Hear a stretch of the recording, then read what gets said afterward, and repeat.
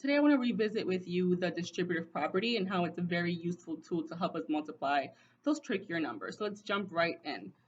Let's multiply 8 times 7, where 8 is the size of each group and 7 is the number of groups. The first step is to draw a tape diagram. Now, if I want 7 groups, I need to draw 6 lines. 1, 2, 3, 4, 5, 6. You know that in class we always go back and double check, so let's make sure that we drew those 6 lines to make those 7 groups. 1, 2, 3, 4, 5, 6, 7. Great. Now let's label each group as 8. After the first 5 boxes, I want to go ahead and draw that line to divide the two parts of my expression. So I have 5 8s here.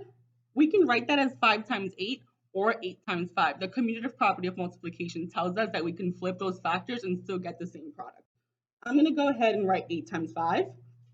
And over here I have 2 8s, and I can show that as 2 times 8 or 8 times 2.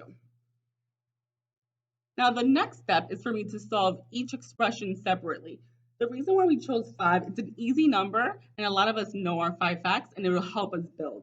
So if I skip count by 5 8 times, I'll get to 40. But I'm not done yet, because it's not 8 times 5, it's 8 times 7.